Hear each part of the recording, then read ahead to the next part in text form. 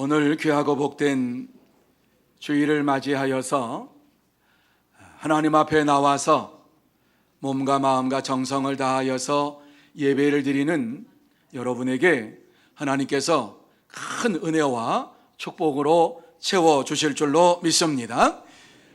혹 마음에 염려와 근심과 걱정이 있는 분들이 있으십니까? 또 문제를 가지고 나온 분이 있으십니까? 나약하고 연약한 육신 때문에, 심령 때문에 이 시간 고민하며 나왔습니까? 하나님께서 만나주시고 치료해 주실 줄로 믿으시기를 바랍니다. 그래서 이 시간 다 기도에 응답받고 이 예배를 통해서 여러분의 심령이 회복되고 새로워지는 역사가 나타나기를 예수님의 이름으로 축복합니다. 자, 오늘 이 말씀을 보면서 우리는 다시 한번 말씀을 정리 좀 해야 되겠구나 하는 생각을 했습니다. 예수님께서 이 세상에 오셔서 그리스도인들이 이 세상에서 복된 삶을 살기를 원하셨습니다. 그래서 팔복으로 축복을 해주시면서 이렇게 살아라 말씀해 주셨어요. 우리가 팔복에 대해서 나누었습니다마는 심령이 가난한 자로 살라, 애통하는 자로 살라, 온유한 자로 살라, 의에 줄이고 목마른 자로 살라, 긍휼히 여기는 자로 살라, 마음이 청결한 자로 살라, 화평하게 하는 자로 살라, 의를 위하여 박해하는 자로 살라. 이렇게 이 땅에 사는 동안에 우리가 그리스도인으로 어떻게 살아야 할 것인가 하는 것을 말씀해 주시면서 이렇게 살면 너희에게 하늘의 상이 클 것이다 말씀해 주셨습니다. 이렇게 사는 자들을 향하여서 팔복을 가지고 살기를 원하느냐? 이렇게 살기를 원하면 너희가 빛과 소금의 사명을 감당하는 자가 되라. 빛과 소금의 사명을 감당하는 것은 계명을 지키고 이웃을 사랑하는 것이다. 진짜 이웃을 사랑하느냐? 그러면은 너의 삶으로 나타내 보여주어라. 구제하는 일과 기도하는 일과 금식하는 일에 힘쓰고 애쓰는 자가 되라. 이렇게 우리에게 말씀해 주셨습니다. 그리고 오늘 이 본문의 말씀을 보면은 그리스도인으로서 성공적인 삶을 살기 위해서 날마다 이렇게 기도하라 우리에게 말씀하고 있습니다. 예수님께서는 기도를 가르쳐 주신 것입니다. 주님이 가르쳐 주신 기도는 참된 그리스도인들이 드려야 할 기본적인 이러한 기도입니다. 기도의 모범입니다. 여러분 주기도문을 여러분 보시면은 그 기도는 아주 간결하고 단순하고 아주 똑똑 부러지게 나와 있습니다. 뭐 어려운 말이 하나도 없습니다. 그런데 그 내용을 우리가 깊이 생각해 보면은 이루 말할 수 없는 깊은 의미가 그곳에 담겨져 있습니다. 여러분 지금 주기도문을 같이 합시다. 이렇게 해서 주기도문을 하면은 30초 안에 다 이것을 여러분이 입술로 고백할 수가 있습니다. 하지만 주기도문은 그렇게 빠르게 끝내버리고 마는 기도가 아닙니다. 주기도문의 내용을 확실히 알고 기도할 때에 하나님의 능력을 체험하게 됩니다. 그러므로 주기도문을 내용을 바로 알고 기도함으로 날마다 기도의 능력을 체험하는 여러분이 다 되시기를 예수님의 이름으로 축복합니다. 먼저 왜 주님께서 제자들에게 기도를 가르쳐 주었는지를 알아야만 합니다. 예수님께서 당시에 유대인들이 기도하는 것을 볼 때에 그 기도가 잘못된 기도였습니다. 저들이 기도의 시간을 정하고 매 시간마다 기도한다고 하는 것은 좋은 일이었습니다. 여러분 유대인들은 하루에 3번 이상을 꼬박꼬박 기도했습니다. 우리 시간으로 얘기하면 오전 9시, 12시, 오후 3시 3번 하나님 앞에 기도하는 일을 쉬지 않았습니다. 참 좋은 일입니다. 그런데 그 기도 시간이 되면은 길을 가다가도 종종 서서 저들은 그곳에서 기도를 했습니다. 그런데 예수님이 그러한 모습을 보시면서 그들을 향하여서 외식하는 기도를 하지 말라고 말씀합니다. 왜요? 하나님이 어떠한 분이신가를 확실히 알지 못하고 기도하는 그들의 모습을 보면서 중언부언하는 기도라고 말씀을 하셨습니다. 그러면서 하신 말씀이 무슨 말씀이지요? 기도하기 전에 알아야 될 것이 있다. 하나님께서는 나의 구할 것을 다 아신다라고 하는 사실을 알고 기도하는 자가 되어야 한다, 이렇게 말씀하셨어요. 진짜 하나님께서 우리의 모든 것을 다 아신다고 믿으십니까?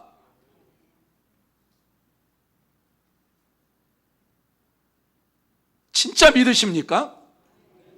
믿는 분이 한 10명 되는 것 같아요. 하나님이 내가 하는 건 모른 척 하시는, 내가 싹 감추면 모르시는 분이지 이렇게 생각하시는 분이 참 많으신 것 같아요. 하나님은 우리의 말과 행동과 모든 것을 다 보고 계신 분이십니다.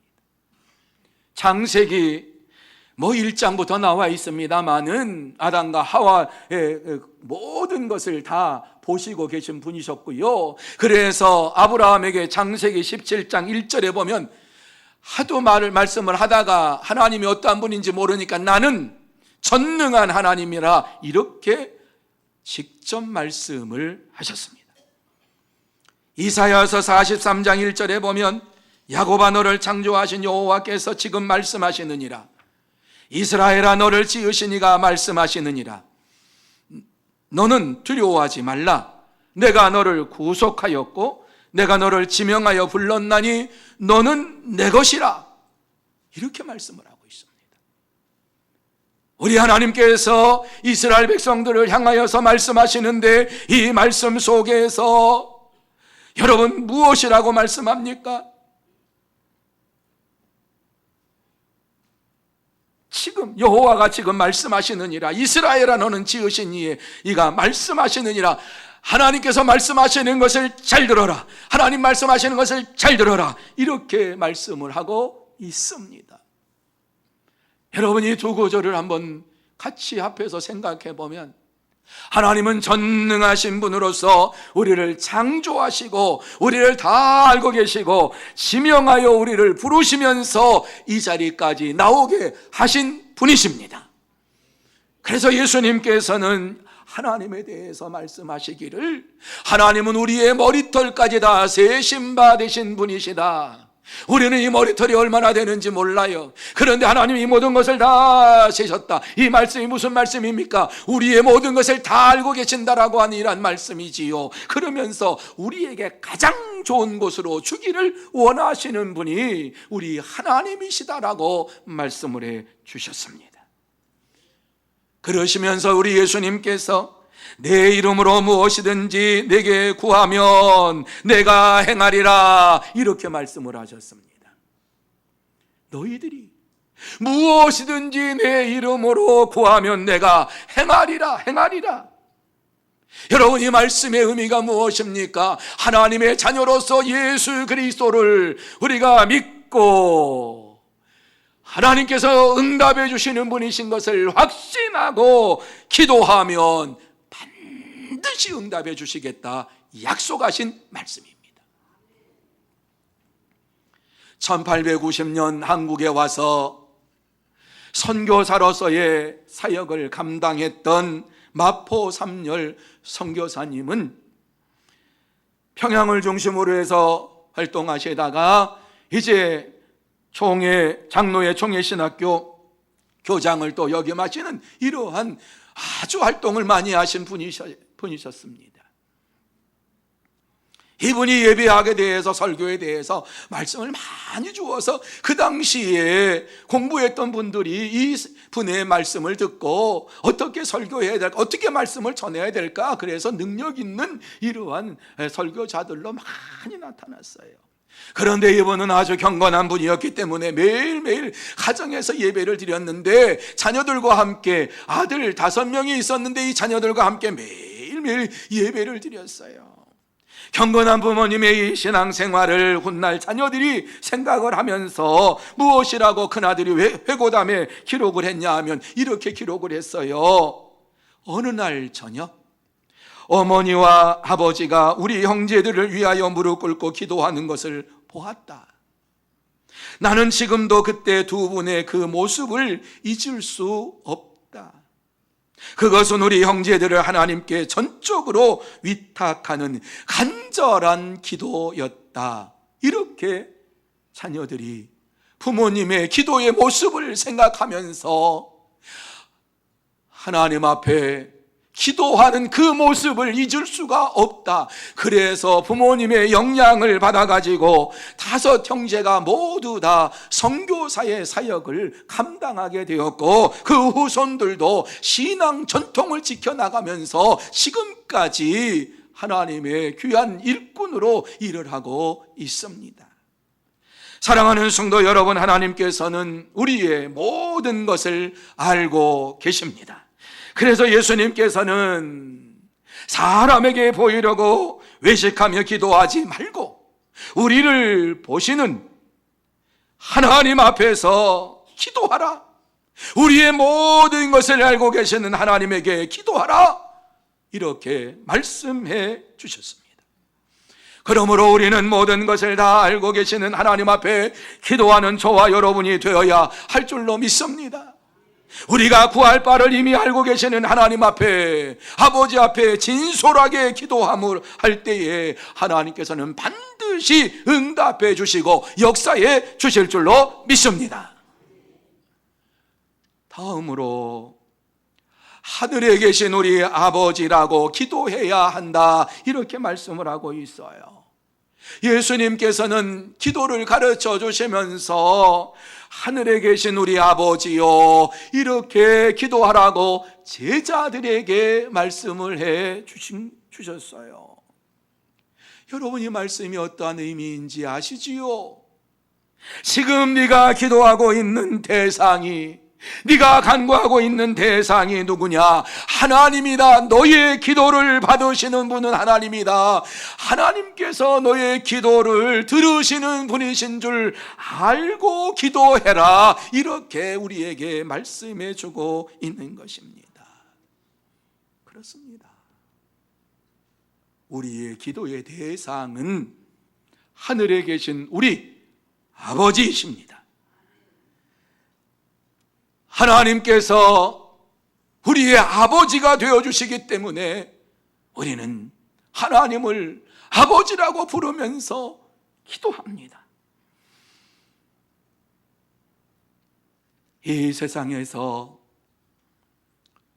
아버지에게 대화할 때에 자녀들이 하는 것처럼 하늘에 계신 아버지 앞에 아버지라고 부르면서 기도해야 합니다. 그럴 때 반드시 하나님께서 응답해 주십니다. 하나님의 축복으로 응답해 주십니다. 꽃다운 나이에 혼자 되어서 외아들을 키우는 한 어머니의 이야기입니다. 그 어머니는 이 외아들 키우기 위하여서 자기의 몸이 으스러지는 줄도 모르고 분에 넘치도록 뒷바라지를 하면서 아들이 잘 되기만을 원하면서 공부를 시켰습니다. 아들은 어머니의 이러한 기대에 부응하여서 많은 사람들이 부러워하는 대학에 들어갔고, 뿐만 아니라 더 좋은 자리에서 일할 수 있도록 공부하는 이러한 자리에 갖고 많은 사람들이 우리 학교에 오라고 이러면서 할 수 있을 정도로 아주 유능한 사람이 되었는데, 어느 날 이 아들이 부모님에게 더 많은 학문을 공부하기 위해서 미국에 유학을 가겠다고 이야기를 했습니다. 그래서 이 부모님은 아들이 그렇게 한다니까 그렇게 하라고 그러면서 보내주었는데, 그리고 뒷바라지를 하는데 이 아들이 미국에 가가지고 공부를 다 마쳤습니다. 그런데 편지가 날라왔습니다. 어머니, 이곳에서 아주 좋은 조건으로 일을 하라고 합니다. 아무래도 이곳에서 살아야 되겠습니다 라고 편지를 했습니다. 네가 원하면 그렇게 해라. 하지만 아들의 마음속에는 늘 어머니가 염려가 되어서 이제 그곳에서 넉넉하게 보니까 매달마다 안타까운 마음을 이제 편지로 쓰고 그곳에 이제 수표를 담아가지고 송금을 했는데, 생전 처음 보는 이러한 편지는 뭐 읽을 수 있는데 영어로 뭐라고 써있는데 뭐 숫자가 써있는데 그게 뭔지도 모르는 아주 깡촌에 살고 있는 이 어머니가 그것이 무엇인지 몰라서 그것을 그냥 벽에 편지하고 같이 붙여 놓았습니다. 이 어머니는 아들을 위해서 늘 뒷바라지하는 것이 몸에 이제 담겼기 때문에 동네에 들어가서 허드렛 일을 다 하고 늘 굶주리는 가운데에서 하루하루에 그 먹을 것을 위해서 일하면서 아들에게는 이제 더 이상 안 보내도 되니까 잘 산다고 하니까 그래서 이렇게 생활을 했습니다. 고향 사람들이 어머니를 돌보지 아니하는 그 아들을 불효자식이라고 욕을 했습니다. 어느 날 어머니는 그토록 사랑하는 아들을 보지 못한 채 쓸쓸히 세상을 떠났습니다. 아들이 도착하기 전에 마을 사람들이 장례 준비를 하기 위해서 그 할머니의 방에 들어갔는데 그 순간 기가 막힌 일이 벌어졌습니다. 왜요? 돈이 없어서 아파도 끙끙거리며 참고 병원도 안 가고 제대로 먹지도 못하고 갖은 고생을 다한 할머니의 방에 들어가 보니까 벽에 편지들이 있는데 그 편지와 더불어서 매달 보냈던 이러한 수표가, 영어로 된 수표가 그냥 붙어 있는 거였어요. 어머니는 아들이 보낸 편지와 더불어서 뒤에 있는 그것이 사용하는 수표인지도 모르고 그냥 그 벽에다가 붙여놓고 아들을 바라보듯이 그냥 바라보면서 그렇게 아들을 그리워하면서 살았던 것입니다. 그런데 주기도, 주님께서 가르쳐 주신 기도를 그렇게 생각하시는 분들이 있습니다. 주님이 가르쳐 주신 이 기도는 하나님의 축복입니다. 하나님의 축복의 통로입니다. 한순간 외우고 끝내버릴 이러한 기도가 아닙니다. 예배드리고 마지막에 어찌할 수 없어서 기도하는 그러한 마침 기도가 아닙니다. 주문처럼 외우고 잊어버릴 기도가 아닙니다. 그 기도는 하나님의 축복이 담겨져 있는 것입니다. 수표보다도 더 큰 하나님의 축복이 담겨져 있습니다. 그래서 주기도문을 우리가 할 때에 그 기도의 한마디 한마디를 마음속에 생각하고 고백하고 실천하는 믿음의 삶을 살아갈 때에 하나님께서 예비해 놓으신 하늘의 축복으로 저와 여러분에게 채워주실 줄로 믿습니다. 사랑하는 성도 여러분, 하늘에 계신 우리 아버지여 이렇게 부를 때에 우리의 가슴이 좀 떨려야 되지 않겠습니까? 우리의 심장이 두근거려야 하지 않겠습니까? 전능하신 하나님, 우주 만물을 창조하신 하나님이 나의 아버지가 되시고 나의 모든 것을 채워주시고 축복으로 채워주시겠다고 이렇게 약속하신 그 하나님을 우리가 부를 때에 하나님 아버지라고 하면 우리의 심장이 다시 한번 뛰어야 되지 않겠습니까? 하늘에 계신 하나님 아버지는 그 이름 속에 우리에게 주실 축복을 다 담고 있습니다. 얼마나 감사한지 모릅니다. 그저 하나님 앞에 하나님 아버지라고 이렇게 부르면서 기도의 자리에 들어오기만 해도 하나님께서는 우리에게 하늘문을 열어주시고 복의 복을 내려주십니다. 그렇기 때문에 저와 여러분이 기도의 자리에 들어가서 하나님 아버지요, 이렇게 기도하는 것은 하나님은 전능하신 분이요, 하나님은 나에게 모든 것을 허락하신 분이요, 축복을 주시는 분이신 줄로 내가 믿습니다 라고 하는 이러한 고백입니다. 이러한 고백을 담아서 날마다 하나님 아버지 이렇게 기도하면서 하나님이 주시는 축복을 받아 누리는 여러분이 되시기를 예수님의 이름으로 축복합니다. 마지막으로 하나님 아버지께 기도하는 자는 성령을 부어주시겠다고 약속해 주셨습니다. 기도하는 것도 감사한데 우리에게 성령을 부어주시겠다고, 선물을 주시겠다고 약속을 해 주셨습니다. 얼마나 감사한지 모릅니다. 누가 하나님을 아버지라고 부릅니까? 하나님의 자녀가 하나님을 아버지라고 부르지요. 그런데 저와 여러분이 하나님의 자녀가 되었다라고 하는 확실한 것을 우리에게 말씀해 주고 있는데, 로마서 8장 14절 말씀에 보면 무릇 하나님의 영으로 인도함을 받는 사람은 곧 하나님의 아들이라. 무릇 하나님의 영으로, 성령으로 인도함을 받는 사람은 곧 하나님의 아들이라. 성령의 인도하심을 받으며 살아가는 자들은 하나님의 자녀다, 하나님의 아들이다, 하나님의 딸이다, 이렇게 말씀해 주고 있습니다. 그러면서 15절 말씀에 보면 너희는 양자의 영을 받았으므로 우리가 아빠 아버지라고 부르짖느니라, 이렇게 말씀했어요. 저와 여러분이 하나님을 향하여서 아빠 아버지라고 부를 수 있는 것은 성령님께서 우리에게 역사해 주심으로 인하여서 우리가 깨닫게 되었는데, 양자의 영을 내가 받았구나, 주님께서 나를 양자로 삼아 주셨구나, 이러한 것을 우리에게 말씀해 주고 있는 것입니다. 그래서 하나님을 향하여서 아빠 아버지라고 부를 수가 있는 것입니다. 하나님을 향하여서 아빠 아버지라고 부를 수 있다면 그 사람은 성령 충만한 사람입니다. 하나님을 향하여서 아버지라고 부르는 이러한 심령 속에 성령님께서 역사하여 주시어서 성령의 은혜로 모든 것들을 채워 주시는 것입니다. 여러분, 역사적으로 보면은요, 기도 운동이 많이 일어났어요. 기도할 때 하나님께서 역사하셨어요. 기도할 때 하나님께서 움직이셨어요. 예수 그리스도를 영접하고 하나님의 자녀가 되어서 성령 충만함을 받고서 이제 하나님 앞에 기도하며 간구하면서 이 나라와 이 민족을 살려달라고 부르짖었던 이러한 하나님의 사람들에게 성령의 충만함을 더하여 주시고 그 사회를 변화시키시고 그 나라를 변화시키시는 역사를 허락해 주셨던 것을 우리는 역사를 통해서 보게 돼요.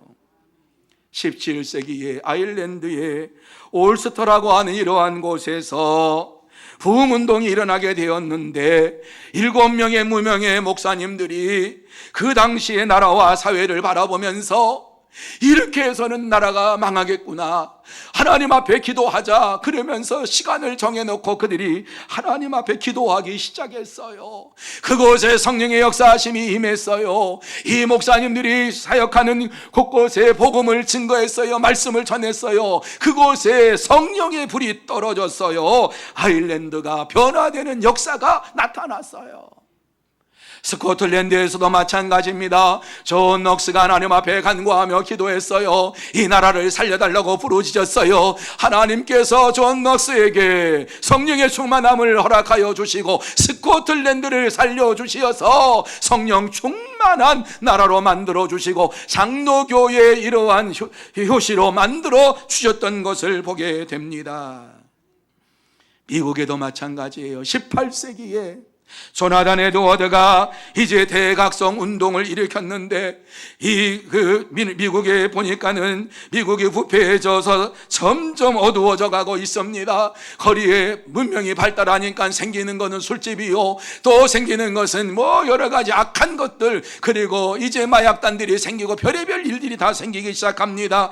이러한 것을 바라보면서 조나단 에드워드가 하나님 아버지 성령의 충만함을 허락하여 주셔서 이 땅을 변화시켜 주시기 원합니다. 이렇게 기도했어요. 이러한 기도를 들으면서 이제 백성들이, 이 성도들이 깨닫게 되고 함께 기도에 동참함으로 인하여서 미국이 변화되는 역사가 일어나게 되었습니다.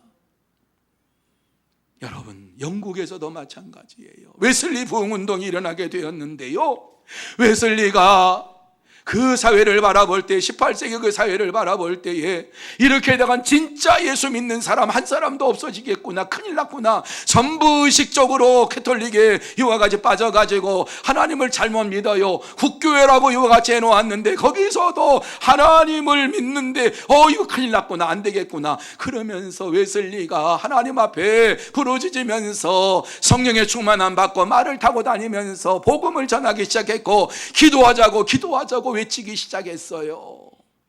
그 기도하자고 하는 외치는 소리를 듣고 영국 사람들이 마음에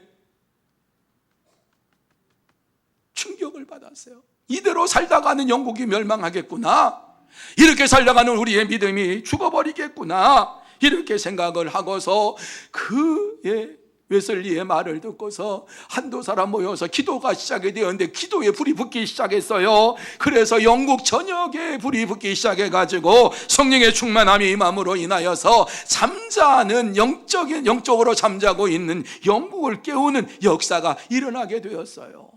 그래서 미국까지 이와 같이 가서 이 성령의 불의 역사가 나타남으로 인하여서 영국에서 사역하는 분들이 미국으로 가가지고 미국 대륙에서 복음을 전함으로 인하여서 영적 부흥이 미국에까지 일어나게 되었어요. 사랑하는 성도 여러분, 오늘날도 하나님은 아버지라고 부르는 자녀들에게 성령 충만을 주시기를 원하십니다. 그래서 예수님께서는 약속의 말씀으로 분명하게 우리에게 주셨어요.